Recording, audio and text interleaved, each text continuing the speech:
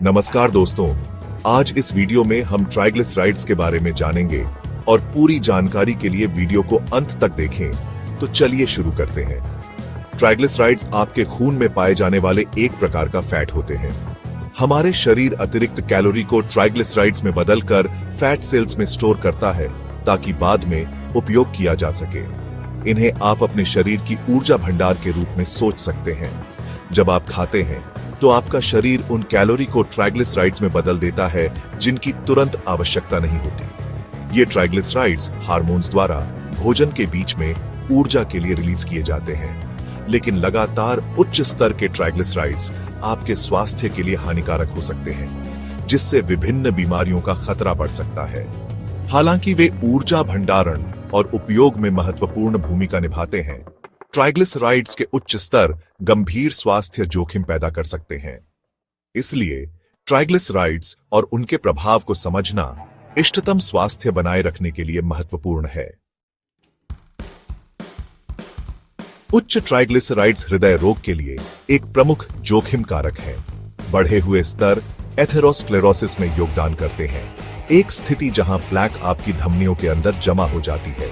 यह जमाव धमनियों को संकुचित करता है, जिससे रक्त प्रवाह में रुकावट आती है। कम रक्त प्रवाह से छाती में दर्द, एंजाइना, दिल का दौरा या स्ट्रोक हो सकता है। उच्च ट्राइग्लिसराइड्स अक्सर मोटापा, मधुमेह और मेटाबॉलिक सिंड्रोम जैसी अन्य स्थितियों से जुड़े होते हैं, जिससे हृदय समस्याओं का खतरा और बढ़ जाता है। ट्राइग्लिसराइड्स को प्रबंधित करना एक स्वस्थ हृदय बनाए रखने के लिए महत्वपूर्ण है।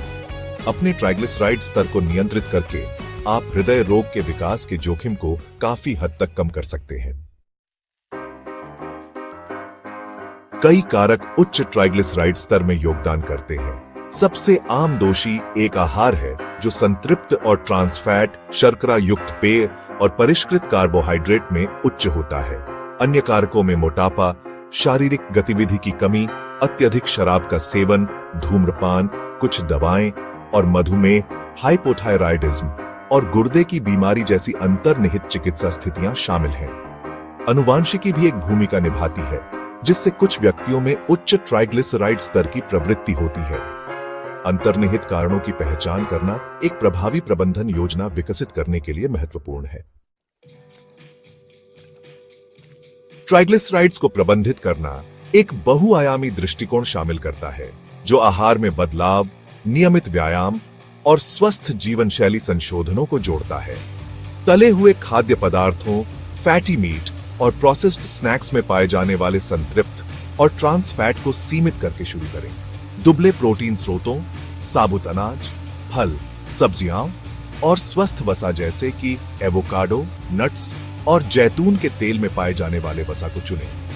प्रति सप्ताह कम से कम 150 मिनट की मध्यम तीव्रता वाली एरोबिक एक्सरसाइज या 75 मिनट की तीव्रता वाली एरोबिक एक्सरसाइज में शामिल हो। एक स्वस्थ वजन बनाए रखना, धूम्रपान छोड़ना और शराब का सेवन सीमित करना भी आवश्यक है। कुछ मामलों में आपका डॉक्टर ट्राइग्लिसराइड स्तर को कम करने के लिए दवाएं भी लिख सकता है। याद रखें, ट्राइग्लिसराइड्स का प्रबंधन एक सतत प्रक्रिया है, जिसमें प्रतिबद्धता और जीवन शैली में समग्र परिवर्तन की आवश्यकता होती है।